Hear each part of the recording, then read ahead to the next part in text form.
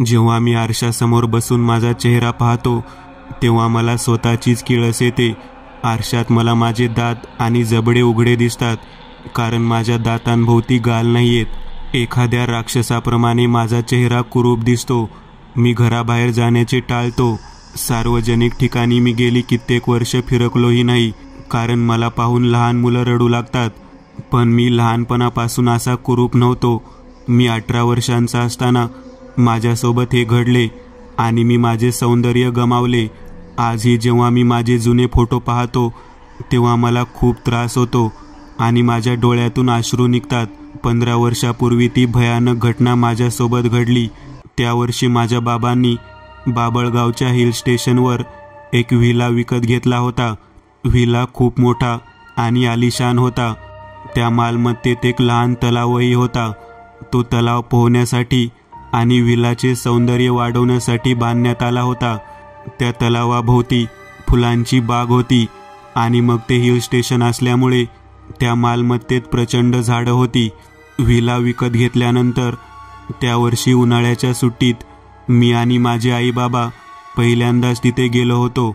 माझ्या वडिलांना पोहण्याची खूप आवड होती, म्हणूनच ते रात्री आईसोबत तलावात पोहायला जायचे. मी पण दिवसा तलावात पोहायला जायचो. दिवसा आणि चंद्रप्रकाशात माझ्या खोलीच्या खिडकीतून ते तळे स्पष्ट दिसत होते. रात्री जेव्हा मी झोपायचा प्रयत्न केला तेव्हा मला असे वाटले की तलाव मला स्वतःकडे खेचत आहे आणि मी अचानक उठून खिडकीजवळ गेलो आणि चांदण्यात तलावाकडे पाहत राहिलो. माझ्या बाबांना तो तलाव खूप आवडला होता. दिवस मावळताच ते तलावाच्या काठावर जाऊन बसायचे. त्या ठिकाणी एक बेंच होता, त्यावर ते झोपून आराम करायचे आणि तलावाच्या पाण्याकडे बघत बसायचे. आणि एकदा रात्र झाली की अंगातली गरमी घालवण्यासाठी त्यात कितीतरी तास पोहायचे. त्यांना रात्री पोहण्याचे खूप व्यसन लागले होते. एका रात्री नेहमीप्रमाणे माझे बाबा एकटेच तलावात पोहायला गेले. मी खिडकीतून त्यांना तलावात उडी मारताना पाहिले आणि यांना वेड तर लागले नाही ना असे म्हणून बेडवर झोपायला गेलो. मात्र दुसऱ्या दिवशी सकाळ होऊनही ते घरी परतले नाहीत. माझी आई माझ्याकडे आली आणि मला तिने सांगितले की बाबा रात्री पोहायला तलावात गेले आणि अजूनही परतले नाहीत. त्यानंतर आम्ही दोघांनी नोकरांसह मालमत्तेच्या जागेत आणि तलावाजवळ त्यांचा शोध घेतला, पण ते आम्हाला कुठे सापडले नाहीत. 24 तासानंतर आम्ही पोलिसात तक्रार दाखल केली. तेव्हा पोलिसांनी सांगितले की कदाचित ते तलावात बुडाले असावे. अग्निशामक दलाच्या जवानांनी तलावात बुडी घेऊन सर्व तलावात त्यांचा शोध घेतला, पण त्यांना तलावात काही सापडले नाही. बाबांना अचानक बेपत्ता होऊन 3 दिवस झाले होते, पण तरीही बाबा काय त्यांचा प्रॉपर्टीमध्ये असण्याचा काहीच पुरावा देखील सापडला नाही. मी आणि आई त्यांची खूप काळजी करत होतो. आम्ही रात्रंदिवस याच विचारात असायचो की ते अचानक कुठे गेले. ते पाण्यात बुडाले तर नसतील ना, आणि बुडाले असते तर त्यांचा फुगलेला मृतदेह पाण्याच्या पृष्ठभागावर तरंगला असता, असे विचार माझ्या डोक्यात यायचे. पण तसं काही झालं नाही. 1 आठवड्यानंतरही बाबांचा काहीच पत्ता लागला नाही. मी आईला तिच्या आणि वडिलांच्या नात्याबद्दल विचारले. मग काही वेळ गप्प बसून ती म्हणाली, काही दिवसांपासून तुझे बाबा माझ्याशी नीट बोलत नव्हते. ते रात्री झोपायलाही रूममध्ये येत नव्हते. माझ्याशी सरळ तोंडाने बोलत नव्हते. कदाचित ते दुसऱ्या स्त्रीवर प्रेम करत होते. काय तुला असं वाटतं की बाबा परक्या स्त्रीच्या प्रेमात होते? मी आईला विचारले. हो, मला असंच वाटतं. कोणत्या तरी परक्या बाईच्या प्रेमात पडल्याशिवाय ते असे वागूच शकत नव्हते. मला तर असं वाटतं की ते कदाचित आपल्याला सोडून गुपचूप कुठेतरी निघून गेले आहेत. आई म्हणाली. आई, तू असं कसं बोलू शकतेस? मला बाबांवर विश्वास आहे. ते तुला आणि मला कोणत्याही कारणास्तव सोडू शकत नाहीत, आणि एका परक्या स्त्रीसाठी तर कधीच नाही. मी आईला म्हणालो, मग कुठे गेले आहेत तुझे बाबा? तूच सांग. आई डोळ्यात अश्रू आणत मला म्हणाली, मला माहीत नाही, पण मला मात्र एवढं माहीत आहे की ते जाणून बुजून आपल्याला सोडून गेले नाहीत. कदाचित त्या टेकडीवर जंगली प्राणी असतील. आणि प्रश्न राहिला तलावात बुडायचा, तर ते तलावात बुडू शकत नाहीत, कारण ते उत्कृष्ट पोहतात. त्यांच्यासोबत नक्की काय झाले आहे हे लवकरच कळेल. आपण फक्त त्यांना शोधायला पाहिजे. ते स्वतःच्या इच्छेने गेले आहेत आणि जेव्हा त्यांना त्यांच्या पत्नीला आणि मुलाला भेटावेसे वाटेल तेव्हा ते परत येतील. आई म्हणाली, त्यांना काही झालं तर नसेल ना? मी घाबरत म्हणालो, गप्प बस, काही बोलू नकोस. ते जिथे कुठे असतील ठीक असतील. आई मला खडसावत म्हणाली. त्यानंतर मी माझ्या खोलीत गेलो. मलाही बाबांची काळजी वाटत होती. त्या रात्री मला माझ्या प्रियसीचा म्हणजे रीनाचा फोन आला. ती तिच्या मैत्रिणीसोबत मला हिल स्टेशनवर भेटायला आली होती. त्यांचं हॉटेल काही अंतरावर होतं. मी तिला आईसमोर घरी बोलावू शकत नव्हतो, म्हणून मी तिला जंगलातून बोलावले आणि कुंपण ओलांडून तिला आत आणले. मी तिला मिठी मारली आणि थोडा वेळ रडल्यानंतर आम्ही तेथेच बसून राहिलो, स्वतःबद्दल बोललो आणि त्यानंतर ती कंपाऊंड ओलांडून निघून गेली. तिला भेटून मी परत विलाकडे परतत होतो. परतत असताना वाटेत तलाव आला. तेवढ्यात मला दुरून कोणीतरी तलावात पोहत असल्याचे दिसले. मी आनंदी झालो.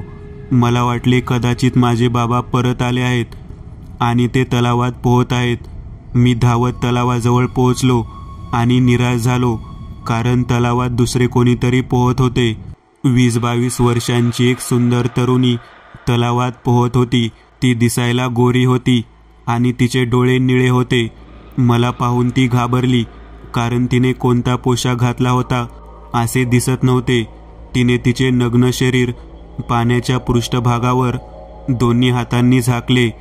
ती घाबरली. तिच्याकडे त्या अवस्थेत पाहणं माझ्यासाठी योग्य नसलं, तरीही मी तिच्याकडे पाहत राहिलो.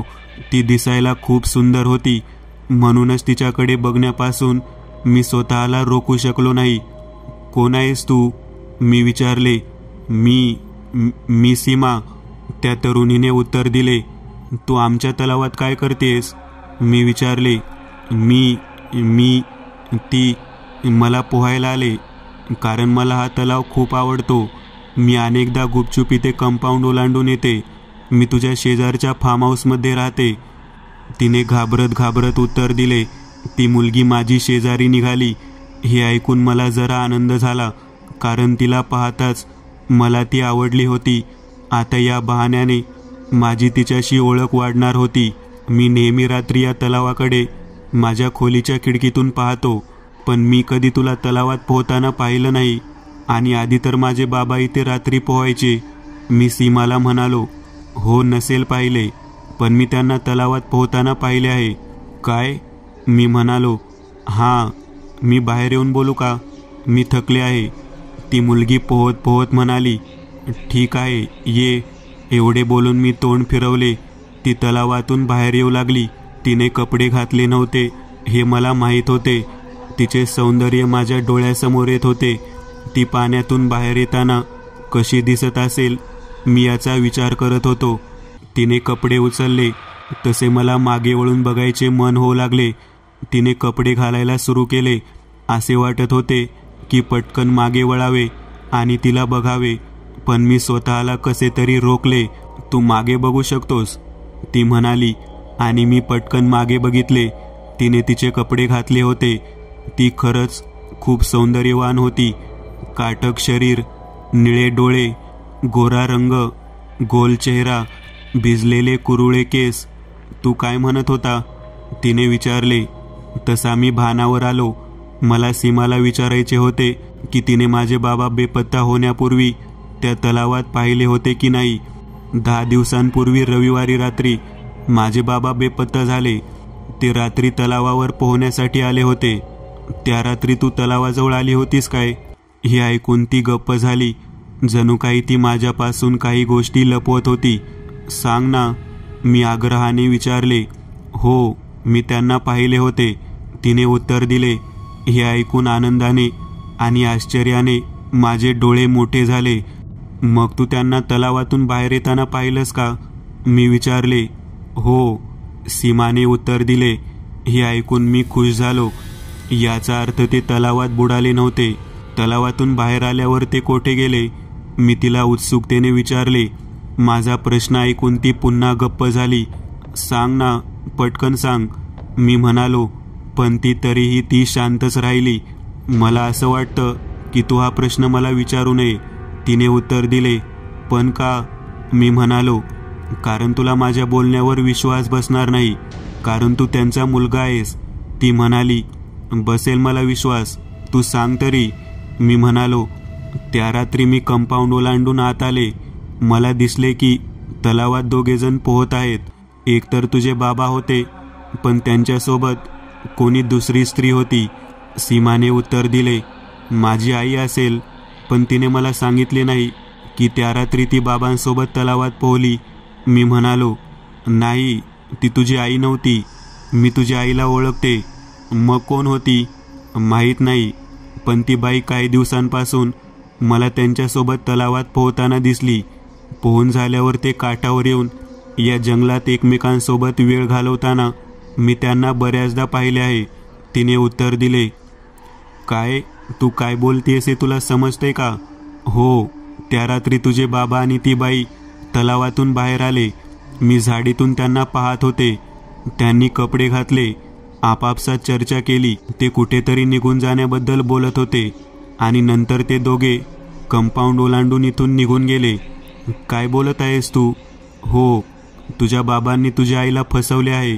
त्यांचे त्या बाईसोबत अनैतिक संबंध आहेत, ती म्हणाली. हे ऐकून रागाने माझे माथे फिरले. ए पोरी, निघ इथून. मी तिच्यावर ओरडलो. ती दचकली आणि ती लगेच तिथून निघून गेली. मीही माझ्या खोलीत गेलो. माझ्या डोळ्यातून अश्रू आले. बाबा खरेच असे होते का? मला वाटते की ती खोटं बोलत असेल, पण मग त्या मुलीचे माझ्या वडिलांशी असे कोणते वैर असू शकते की ती खोटं बोलेल? मी कसा तरी बेडवर झोपलो, पण रात्री अचानक मला थंडी वाजायला लागली. मी डोळे उघडले आणि आश्चर्यचकित झालो, कारण मी तलावाच्या काठावर पडलो होतो. सगळीकडे धुके पसरले होते. काही वटवागळे त्या धुक्यातून निघून तलावाच्या पृष्ठभागावरून उडत माझ्या अंगावर धडकून गेली. मी किंचाळलो आणि उठून उभा राहिलो. मी घाबरलो होतो. तोच मला माझ्या बाबांचा आवाज कानी पडू लागला. बेटा, इथून निघून जा, निघून जा, इथून निघून जा. तो आवाज तलावाकडून येत होता. मी पाण्याच्या पृष्ठभागाकडे बघितले, पण त्यावर धुके पसरले होते. धुके वाऱ्याच्या प्रवाहासोबत विस्कटत होते. माझी नजर दूरवर जात नव्हती. बाबा, बाबा, कोठे आहात तुम्ही? मी त्यांना आवाज देत म्हणालो. माझ्या हृदयाची धडधड वाढली होती. निघून जा, निघून जा. बाबांचा पुन्हा एकदा आवाज आला. बाबा, कोठे आहात तुम्ही? मी मोठ्याने ओरडलो. तसे तलावातील पाणी ढवळल्याचा आवाज आला. मी त्या दिशेने बघितले. पाण्याच्या पृष्ठभागावर मला लहान लाटा दिसल्या आणि त्यातून हळूहळू एक मानवी डोके वर येऊ लागले. पहिल्यांदा केस दिसले, मग कपाळ आणि मग डोळे. ते डोळे माझ्या ओळखीचे होते. बाबा, बाबा, मी ओरडलो, कारण ते माझे बाबा होते.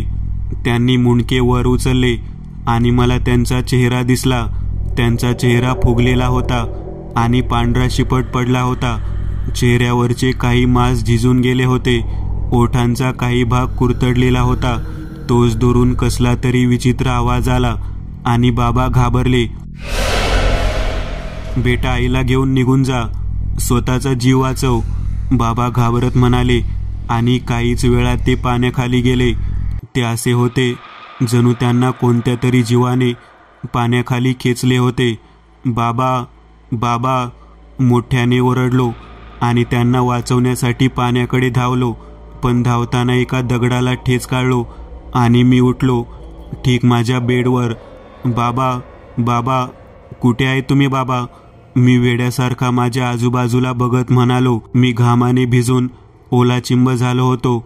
मला कळून चुकले, ते माझे स्वप्न होते. मी घाम पुसत खिडकीजवळ उभा राहिलो. तलावाजवळच्या बागेत दिव्याखाली एक माणूस उभा असलेला मला दिसला, पण मला पाहताच त्याने तलावात उडी मारली. तो माणूस कोण होता हे मला समजू शकले नाही. दुसऱ्या दिवशी मी त्या मुलीचा म्हणजे सीमाचा उल्लेख आईकडे करणार होतो, पण मला तिला संपूर्ण गोष्ट माहीत असल्याशिवाय काही सांगायचे नव्हते, कारण त्यामुळे तिला खूप दुःख झाले असते. मी सीमाची तलावाकडे येण्याची वाट पाहत होतो. मला जाणून घ्यायचे होते की त्यानंतर बाबांसोबत काय झाले, ते नेमके कोणत्या दिशेने गेले, ते वापस आले होते का नाही. रात्र झाली. सीमा तिथे आली. तेव्हा मी तलावाजवळ उभा होतो. खरं सांग, त्या रात्री माझ्या बाबांना काय झालं? मी एक गोष्ट तुझ्यापासून लपवली. मी त्या दोघांचे संभाषण ऐकले होते. तुझ्या वडिलांना त्या बाईशी लग्न करायचे होते, पण तुझी आई त्यांना घटस्फोट देणार नाही म्हणून दोघांनीही इथून निघून जाण्याचा विचार केला आणि मग ते कुंपण ओलांडून जंगलात निघून गेले. हे ऐकून मला अश्रू अनावर झाले. सीमाने माझ्या खांद्यावर हात ठेवला. मी समजू शकते. मी लहान असतानाही माझ्यासोबत आणि बाबांसोबत हेच झाले. बाबा एका कंपनीत काम करायचे. दिवसभर राबायचे. तेव्हा जाऊन घरात 2 वेळचे जेवण यायचे. पण ते माझ्यावर आणि आईवर खूप प्रेम करायचे. त्यांच्यासाठी मी आणि आई दोघेही खूप महत्त्वपूर्ण होतो आणि माझ्यासाठीही बाबा कोण्या चित्रपटातील नायकापेक्षा कमी नव्हते. गरिबीतही त्यांनी मला 2 वेळचे जेवण दिले. माझ्यासोबत आनंदाने दिवस घालवले. पण माझ्या आईसाठी हे पुरेसं नव्हतं. ती दिसायला सुंदर होती. रंगाने गोरी होती. टोकदार नाक होते. निळे डोळे होते. अगदी माझ्यासारखे. तिच्या तुलनेत बाबा काळे आणि दिसायला सामान्य. कधीमधी बाबांचे बॉस घरी जेवायला यायचे आणि त्यातून बाबांच्या आणि माझ्या आयुष्याला कलाटणी आली. बाबांच्या बॉस आणि माझ्या आईच्यामध्ये प्रेमसंबंध निर्माण झाले. बॉस तसे दिसायला बाबासारखे सामान्यच, पण पैशाने बाबांपेक्षा मोठे. फिरायला दुचाकी. पगारही बाबांपेक्षा दुप्पट. स्वतःचे शहरात घर आणि एकीकडे भाड्याच्या घरात राहणारे बाबा. पगार बॉसपेक्षा अर्धा. साधी सायकलही नशिबात नव्हती त्यांच्या. घर जेमतेम भागायचं. म्हणून तिने बाबांना सोडलं आणि घटस्फोट घेऊन गेली ती तिच्या नवीन नवऱ्याकडे. बाबा परिस्थितीला कंटाळलेले. बायकोने दिलेल्या धोक्यामुळे ते खूप काळ सावरले नाही. त्यांनी कामावर जाणे बंद केले. जेवणातून आणि जीवनातून त्यांचा रस संपलेला. कधीमधी मला जवळ घेऊन ते रडायचे. सर्व काही ठीक होईल म्हणून मला आणि स्वतःला दिलासा द्यायचे. पण सर्व काही ठीक कधी झालेच नाही. एके रात्री मी आईच्या आठवणीत रडत होते. बाबांनी मला जवळ घेतले. मांडीवर झोपून माझे डोके थोपटले आणि मी त्यांच्या कुशीत निजले. सकाळी जेव्हा जाग आली तेव्हा असे म्हणत सीमा रडू लागली. काय झालं सीमा? मी तिला विचारू लागलो, पण ती हुंदके देत रडू लागली. तिचे रडणे ऐकून माझ्या हृदयाचे ठोके वाढले. त्यांच्यासोबत काहीतरी अभद्र झाले होते याचा मला अंदाज आला होता. मला जाणून घ्यायचे होते की त्यांच्यासोबत काय झाले. सीमा, काय झालं तुझ्या बाबांना? ते आता कुठे आहेत? मी विचारले. सीमाने स्वतःला सावरले. मी जेव्हा डोळे उघडले आणि माझी नजर छताला गेली, मला माझ्या बाबांचे शव छताच्या आडूला लटकताना दिसले आणि ती रडू लागली. इतका वेळ तिच्यापासून दूर उभा असलेला मी स्वतःला तिच्या जवळ जाण्याशिवाय रोखू शकलो नाही. मी तिच्या खांद्यावर हात ठेवला. तिच्या बाबांसोबत जे घडले ते ऐकून माझेही हृदय हेलावले होते. मला तिच्या बाबांसोबत जे घडले ते ऐकून खूपच वाईट वाटत होते.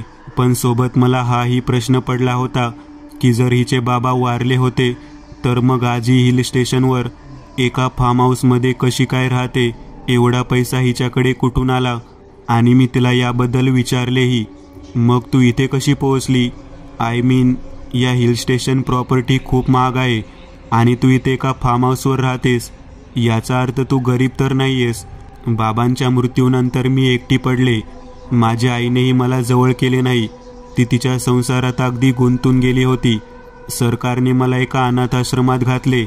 तेथे नेहमी ज्यांना स्वतःचे मूलबाळ नसायचे असे जोडपे यायचे. तेथे एक दिवशी एक जोडपे आले आणि त्यांनी मला दत्तक घेतले. पप्पा एका कंपनीत इंजिनियर आहेत. हा फार्म हाऊस तुझ्या फार्म हाऊसपेक्षा लहानच आहे. आम्हाला तुमच्यात जसा तलाव आहे तसा तलाव नाही आहे, म्हणूनच मी इथे पोहायला येते. तिने उत्तर दिले. तिच्या डोळ्यातून अश्रू तरळत होते. नकळत माझा हात तिच्या डोळ्यांजवळ गेला आणि मी तिचे अश्रू पुसले. तू आता खुश तर आहेस ना? मी तिच्या डोक्यावर हात ठेवत बोललो, पण ती काहीच बोलली नाही. तिने मला मिठी मारली. माझ्यासाठी हे खूपच आश्चर्यकारक होते. एका सुंदर मुलीने मला मिठी मारली होती आणि मला ती आवडली होती. मीही तिला थरथरत मिठी मारली. माझ्या डोक्यात चाललेला सर्व तणाव तिच्या एका मिठीने दूर झाला. तुला माझ्यासोबत पोहायला आवडेल का? पोहण्याने तणाव कमी होतो का? तिने मला विचारले. मी हो म्हणालो आणि त्यानंतर तिने तिचे कपडे काढले. तिने आता स्विमसूट घातला होता. मला लाज वाटली म्हणून मी आहे त्या कपड्यांवर तलावात पोहायला लागलो. तिच्यासोबत पोहताना मी माझे सर्व दुःख विसरून गेलो होतो. ती खरंच खूप सुंदर आणि निरागस होती. दुःखाच्या काळात एखादी परी जशी आयुष्यात यावी तशी ती माझ्या आयुष्यात आली होती. मी पोहत तिच्याकडेच पाहत होतो. मी नकळत काहीच वेळात तिच्या प्रेमात पडलो होतो. त्यानंतर आमच्या दोघांमधली मैत्री वाढली. आमची भेट सारखी व्हायला लागली. रोज सारखी तलावाच्या काठावर आम्ही भेटायचो. कंपाऊंडच्या आतील जंगलात फिरत वेळ घालवायचो. तलावात जाऊन पोहायचो. एके रात्री मी नेहमीप्रमाणे सीमाला भेटण्यासाठी तलावाकडे जात होतो. पण याच दरम्यान मला बाबांचे तेच तलावातले स्वप्न पुन्हा पुन्हा पडत होते. मला समजत नव्हते की एकच स्वप्न मला सारखे सारखे का पडत आहे आणि स्वप्नात बाबा मला आईसह इथून निघून जाण्यास का सांगत आहेत. असो, रोज रात्री स्वप्न पडले की मी झोपेतून उठे आणि खिडकी जाई. जेव्हा मी तलावाकडे पाहायचो तेव्हा कधी कधी मला तलावाच्या काठावर लाईटच्या खांबाखाली 2-3 पुरुष उभे असल्याचे दिसायचे आणि ते माझ्याकडे बघून तलावात एका पाठोपाठ उडी मारायचे. मला समजत नसायचे की ते कोण आहेत. ते दिसताच मी खूप वेळा तलावाकडे धाव घेतली, पण मला तेथे ते तिघे दिसलेच नाहीत. ज्या रात्री मी तलावावर नजर ठेवायचो त्या रात्री ते तेथे येतच नसायचे. असो, एके रात्री मी पोहण्यासाठी फार्म हाऊस बाहेर निघालो. रात्रीच्या जवळपास 11 वाजत आले होते. आईच्या खोलीबाहेर जात होतो की तोच तिच्या खोलीचा दरवाजा उघडला गेला. आईने मला अडवले. हे रोज काय लावलंय? रात्र झाली की गुपचूप एकटाच तलावाकडे जातोस, वेड्यासारखा पोहतोस. आई मला म्हणाली. आई, मला पोहायला आवडतं. रात्री पोहल्याने माझ्या डोक्यातले सर्व विचार निघून जातात. आजपासून तुझं रात्री पोहणं बंद. जात, ती मला म्हणाली. नाही, मी पोहायला जाणार. मी आईवर ओरडलो आणि घरातून तलावाकडे निघून आलो. काही वेळ बेंचवर सीमाची वाट बघत बसलो. तसेच माझी घरावरही लक्ष होते. मी हे सुनिश्चित करत होतो की काय आई तर माझ्यावर लक्ष ठेवून नाही ना. तिने मला सीमासोबत बघितले तर बघितले. आज जरी सीमासोबत सापडलो तर तिला मी सरळ सरळ सांगून टाकीन की मला सीमा आवडते आणि मी तिच्याशी लग्न करू इच्छितो. पण नंतर मनात विचार आला की मी सीमावर प्रेम करतो, पण तीही माझ्यावर प्रेम करते का? मी आजच तिला माझ्या प्रेमाबद्दल सांगायचे ठरवले. काही वेळा सीमा तळ्याच्या काठावर आली. येताच तिने मला मिठी मारली आणि मग ती पाण्यात उतरली. तिने मला पाण्याच्या आत बोलावले. मी पाण्यात उतरलो. पोहत पोहत आम्ही दोघे तलावाच्या मध्यभागी पोहोचलो. ती माझ्या समोरच होती. मी तिच्या सौंदर्याचे कौतुक करत होतो. आज मी सीमाला सांगणार होतो की मी तिच्यावर प्रेम करतो. मी पोहत तिच्या जवळ पोहोचलो. तीही माझ्या समोरच पोहत मला बघू लागली. मी तिच्या निळ्या डोळ्यात गुंगलो. तीही एकटक माझ्याकडे बघत होती. मी तिला बोलण्यासाठी माझे ओठ उघडणारच होतो की तोच ती बोलली. शुभम, काय? मला तुला काहीतरी सांगायचे आहे. हे ऐकून माझी उत्सुकता वाढली आणि हृदय धगधग करायला लागले. काय? मी तुझ्यावर खूप प्रेम करते, सीमा माझ्या डोळ्यात बघत म्हणाली. हे ऐकून माझा आनंद गगनात मावेनासा झाला. काय? मी आश्चर्याने म्हणालो. हो, तू करतोस का माझ्यावर? ती म्हणाली. मी तिला मिठी मारली आणि म्हणालो, मी पण तुझ्यावर खूप प्रेम करतो. तिनेही बदल्यात मला मिठी मारली. अजून आत चाल ना, तलावाच्या मधोमध, सीमा मला म्हणाली आणि ती मला सोडून तळ्याच्या मधोमध पोहत जाऊ लागली. मीही तिच्या मागोमाग पोहत तेथे गेलो. तेथे गेल्यानंतर मी पुन्हा एकदा तिला मिठी मारली. सीमाने तिचे डोके माझ्या खांद्यावर ठेवले. तुला लव बाईट देते. ती म्हणाली, हो दे. मी म्हणालो, सीमाने मला लव बाईट दिले. पहिल्यांदा तर मला ते अगदी सामान्य वाटले, पण तिने मला जोरात चावायला सुरू केले. सीमा सोड, मी किंचाळत म्हणालो, पण ती थांबली नाही. तिने तिचे दात माझ्या खांद्यावर खोलवर रुतवले. मी जोरात किंचाळलो. मी तिला माझ्यापासून दूर लोटायचा प्रयत्न करू लागलो, पण ती माझ्या खांद्यांना सोडत नव्हती. अखेर तिने माझ्या खांद्यांचा वचका घेत माझे मांस दातांनी फाडले. मी तिला माझ्यापासून दूर लोटले आणि जेव्हा मी तिच्याकडे बघितले तेव्हा मी हादरून गेलो, कारण ती सीमा नव्हतीच. ती एक कुरूप काळ्या रंगाची जखीन दिसत होती. दात पिवळे आणि सुळ्यासारखे लांब, डोळे मोठे आणि पिवळे, केस वेड्या बाईसारखे कुरुळे आणि कधी न विंचरलेले. तिच्या तोंडात माझ्या खांद्याचे मांस होते. तिने ते आहे तसे गिळले. तू तर खूप चविष्ट आहेस, ती घोगऱ्या आवाजात म्हणाली. ते पाहून मी किंचाळलो आणि मागे वळलो. मी पोहत तेथून निघणार होतो, पण तोच तिने मागून माझा पाय खेचला. माझा तोल बिघडला आणि मी पाण्याखाली बुडालो. ती जखीन मला पाण्याच्या खाली ओढू लागली. मी गटांगळ्या खाऊ लागलो. ती हळूहळू मला पाण्यात खोलवर घेऊन गेली.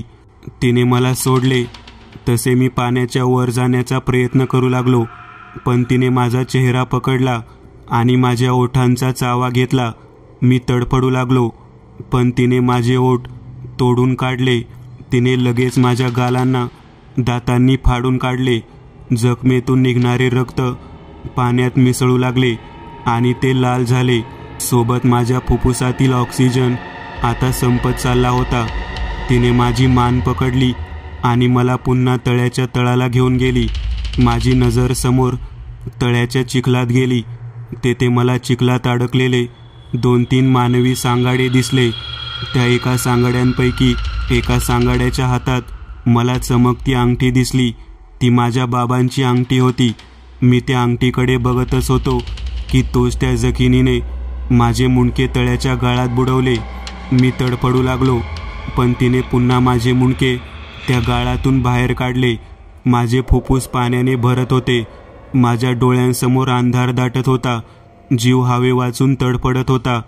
पण ती जखीन माझ्याकडे बघत स्मितहास्य करत होती. पण अचानक तिने मला सोडले. ती पाण्याखाली किंचाळू लागली. असे दिसत होते जणू ती तडफडत आहे. तोच पाण्याच्या वरून एक जाडजूड बाण आला आणि तिच्या डोक्याच्या आरपार झाला.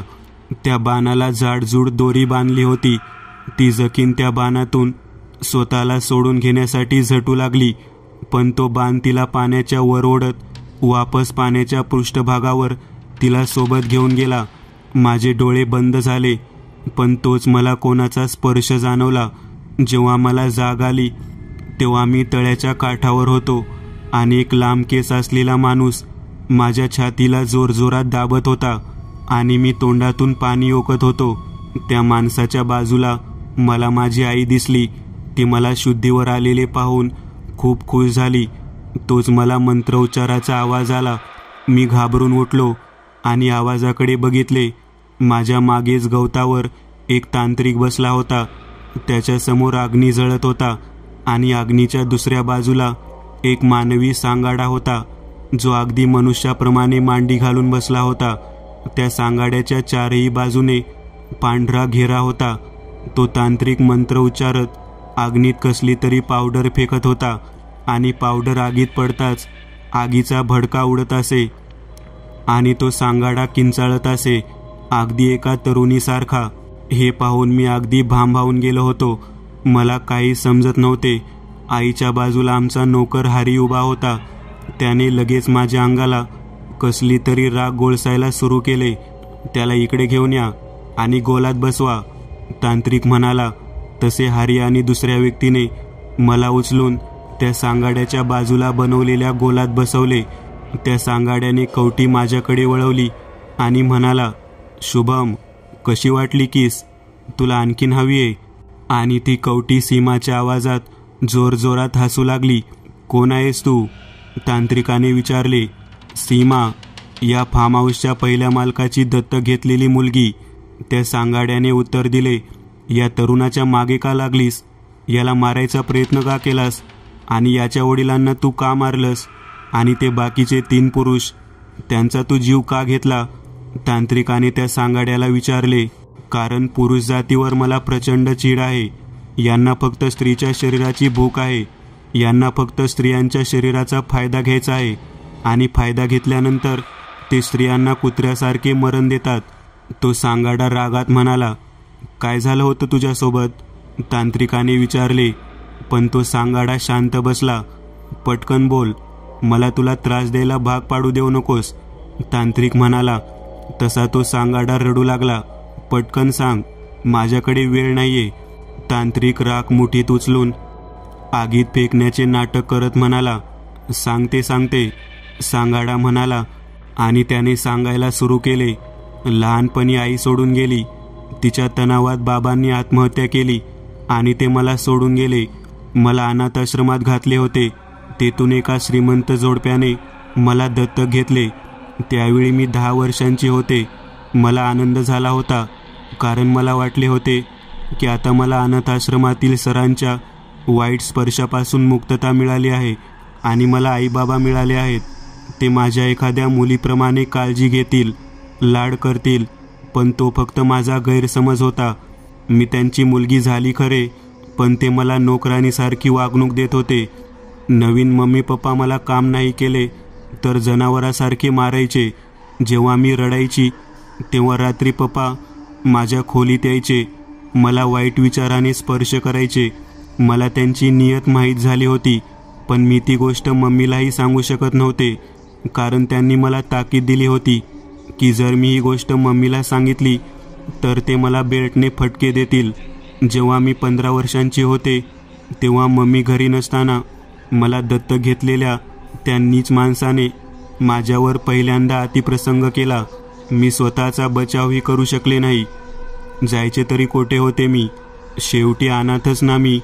सगळे माझा फायदा घ्यायलाच बसले होते. 4 वर्ष ते माझ्यावर अतिप्रसंग करत राहिले. पण एकदा मम्मीचा सखा भाऊ आला. रोहित नाव होते त्याचे. तोही माझा समवयीन होता. 20 वर्षांचा सुंदर दिसणारा तरुण. सुट्टीसाठी आम्ही मुंबईहून या फार्म हाऊसवर आलो. तो एकमेव होता जो मला प्रेमाने बोलत होता, मला समजून घेत होता. नवीन नात्याप्रमाणे तो माझा मामा झाला होता, त्यामुळे मी त्याला मामाच म्हणत होते. एके दिवशी रोहितने मला सांगितले की तो माझ्यावर प्रेम करतो.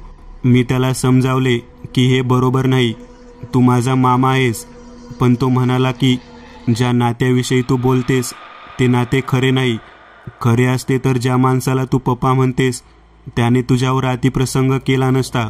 मी सुरुवातीला त्याला नकार दिला, पण मी त्याला पसंत करत होते, कारण तो एकमेव व्यक्ती होता ज्याला मी जवळचा समजत होते.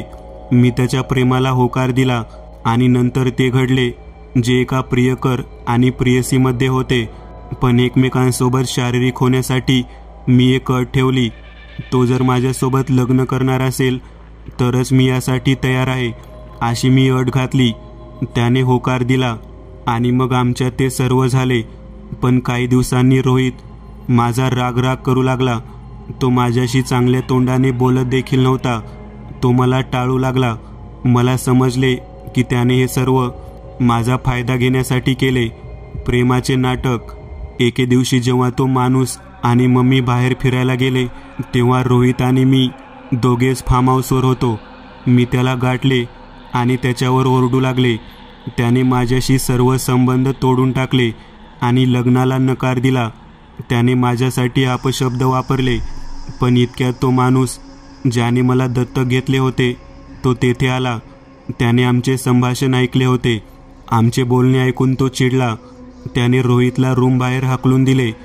त्याला ही गोष्ट बिलकुल पचली नव्हती की मी रोहितसोबत शारीरिक झाले. मला तो स्वतःची मालकी समजत होता. त्याने मला मारहाण सुरू केली.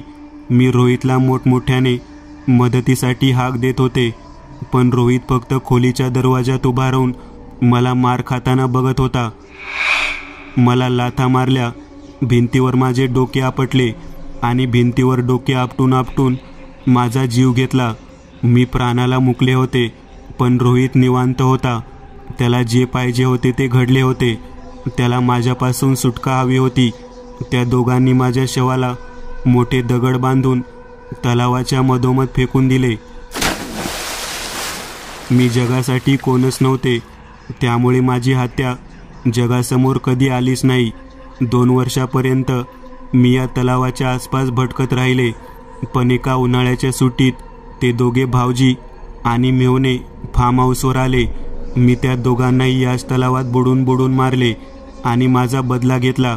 पण जेव्हा जेव्हा मला पुरुष दिसे, मला त्याच्या आत दडलेला संधी साधू मनुष्य दिसे. हो, स्त्रीच्या शरीराचा फायदा घेण्याच्या संधीत आहे. जेव्हा शुभमचे वडील मला एकटे भेटले, तेव्हा मी त्यांच्यावर प्रेमाचे जाळे फेकले. जर ते माझ्या प्रेमात पडले नसते तर मी त्यांना काहीच केले नसते. पण तेही फक्त संधीच्या शोधात होते, माझ्या शरीराचा फायदा घेण्याच्या प्रतीक्षेत होते. म्हणून त्या रात्री जेव्हा त्यांनी पहिल्यांदा माझे चुंबन घेतले, त्याच रात्री मी त्यांना तळ्याच्या तळाला घेऊन गेले आणि गाळात दाबून टाकले. त्यानंतर हा शुभम आला. हाही माझ्या शरीराचा फायदा घेण्याच्या प्रतीक्षेत होता, म्हणून याला मी मारण्याचा प्रयत्न केला, पण हा वाचला. हे ऐकून माझे डोके सुन्न पडले होते. मला समजत नव्हते की खरेच मी तिच्यावर प्रेम करत होतो की जसे ती म्हणते तसे तिच्या शरीराचा फायदा घेण्याच्या प्रतीक्षेत होतो. काही वेळ विचार केल्यानंतर डोक्याच्या छोट्याशा कोपऱ्यात विचार आला की ही खरं बोलत आहे. मी खरेच तिच्या शरीरावर आकर्षित झालो होतो. तिचे शरीर मिळवण्यासाठी आसुसलो होतो. तुझ्यासोबत जे झाले ते खूपच वाईट झाले. तुझी जायची वेळ आली आहे, असे म्हणून तांत्रिकाने दुसऱ्या पिशवीतील पिवळी पावडर बाहेर काढली आणि मंत्र फुकून ती त्या सांगाड्यावर फेकून दिली आणि तो सांगाडा निष्प्राण होऊन जमिनीवर पडला. त्यानंतर त्या तांत्रिकाने आणि त्याच्या सहकार्याने मिळून तो सांगाडा जाळून टाकला आणि त्याची राख सोबत घेऊन निघून गेले. त्यानंतर मला आई आणि नोकराने फार्म हाऊसमध्ये नेले. आई, पण तुला कसे समजले की ती आत्मा मला तळ्याच्या बुडाला घेऊन गेली आहे आणि तू लगेच त्या तांत्रिकाला घेऊन कशी आली? जे तुझ्यासोबत झालं आणि जे तुझ्या बाबांसोबत झालं हे समजून माझ्या डोक्यात विचार आला की काय तो तलाव तरी शापित नाही ना? आणि शिवाय मला तुझे बाबा स्वप्नात येत होते. ते तलावात बुडताना फक्त एकच गोष्ट म्हणायचे, इथून निघून जा आणि जाताना शुभमला घेऊन जा. म्हणून मी गुपचूप आपला नोकर हरीच्या एका ओळखीच्या तांत्रिकाला बोलावून घेतले. त्याने जेव्हा तळ्याचे पाणी हातात घेतले तेव्हाच त्याने सांगितले की तळ्यात आत्म्यांचा वास आहे, एका स्त्री आत्म्याचा. मी त्याला तुझा ड्रेस दिला होता.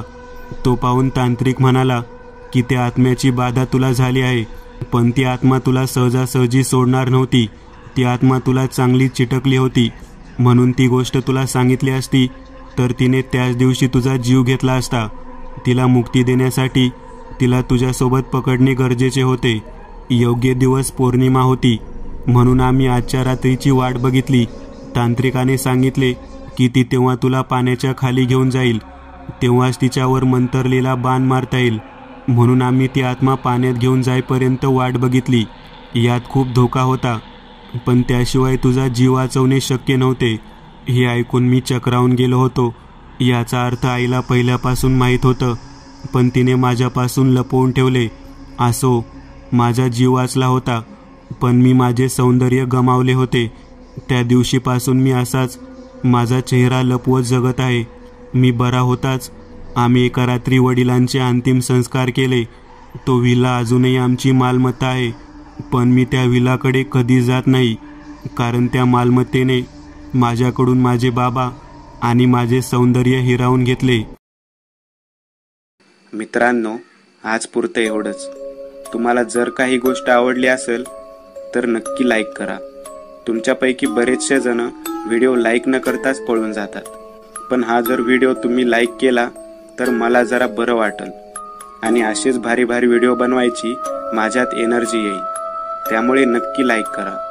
आणि अजूनही कोणी या चॅनलला सबस्क्राईब केलेलं नसाल तर लगेच सबस्क्राईब करून टाका.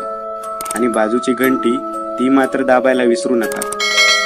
देवाची घंटी आहे ती. चला तर मग पुन्हा भेटूया अशीच एक आगळी वेगळी गोष्ट घेऊन पुढच्या